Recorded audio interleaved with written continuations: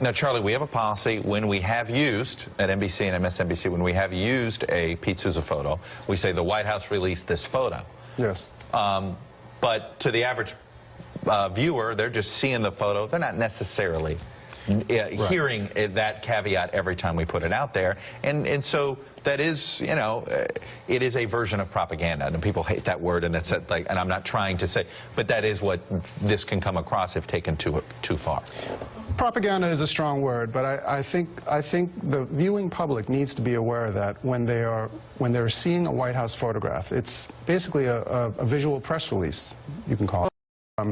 They have to understand that this is the view that the White House wants you to see. Mm-hmm. When you have independent journalists, independent photographers covering the president, you're seeing many different views. Right. So, and the hope is we're trying to do the view of what we think the event is. Exactly. Right? And that's what you guys are trying to show. Exactly. Exactly.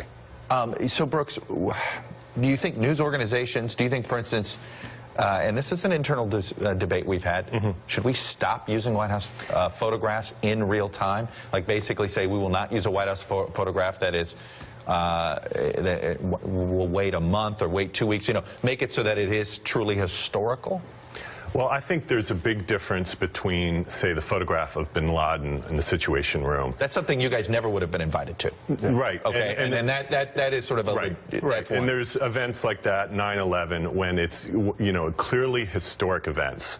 The presidential photographers are supposed to be historians, and there are certain times when you absolutely cannot get independent press into the room, into the Situation Room for matters of national security and clearance. But that's very different than some of the photographs you showed in your opening segment. And what we have noticed, what the press photographers that cover the White House regularly have noticed, is that we have significantly less access to this president than previous presidents.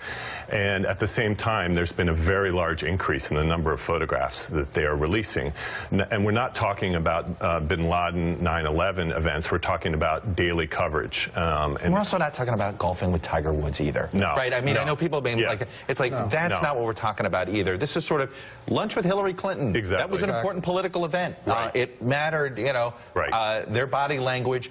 You know, they were going to make sure a photo that was released had perfect body language. You guys might have captured something different. We're talking about being able to photograph the president doing his official duties as president, meeting with lawmakers, cabinet officials. Since we've all brought this up and brought attention to it, has it gotten any better in the last couple of weeks? I would say we always make requests to the White House press office for access, even if it says closed press. During the shutdown, there were some meetings that he was having with Democrats and Republicans that we would ask for access, and at times they have accommodated us for a photo spray, as we call it. But you know, it's a continual fight. We've been fighting this from the very beginning, so hopefully people will become more aware. This is going to continue to need more.